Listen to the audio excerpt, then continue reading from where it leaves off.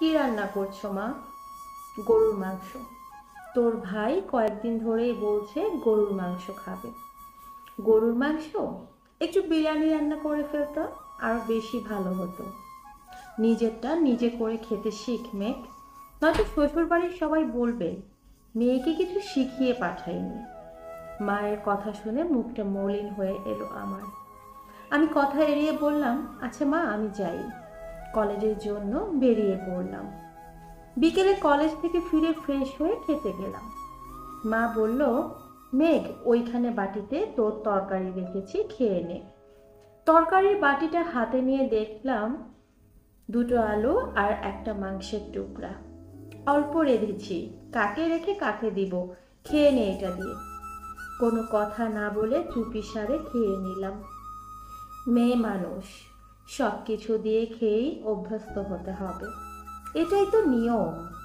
পুরুষের বেলায় বাটিতে আলাদা করে তুলে রাখো। পুরুষ মানুষ সারাদিন কাজ করে আসে, ভালো মন্দ না খাওয়ালে হয়? মা, 100 টাকা দাও তো, ফোনে এমবি ভরবো। ছোট ভাই টাকা চাইতেই মা টাকাটা দিয়ে দিল। ছেলে মানুষ, হাত খরচা লাগে না? রোজগার করে, টাকা তো দিতেই হবে। অথচ আমি হলে বলতো, টাকা কি গাছে ধরে, এত টাকা পাবো কোথায়?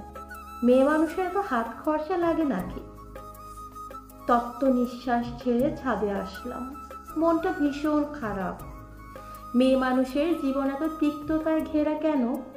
কেন মেয়ে ছেলের মাঝে সমাজ এত পার্থক্য খোঁজে? কেন বয়স 15-এর কোঠায় পড়তে না পড়তেই বিয়ের পিঁড়িতে বসে যেতে হয়? এই শহরের দেয়ালগুলোতে হয়তো প্রতিটি নারী জাতির দীর্ঘশ্বাস গিয়ে ঠেকে, এক কঠিন তিক্ততা। আনমনে উদাসীন এক বোবা জাতির অনেক অজানা কথা হয়তো জেনে নেয় আকাশ। অনুগল্প, আমি নারী। লেখা সংগৃহীত, কণ্ঠে সাদিয়া নাসরিন।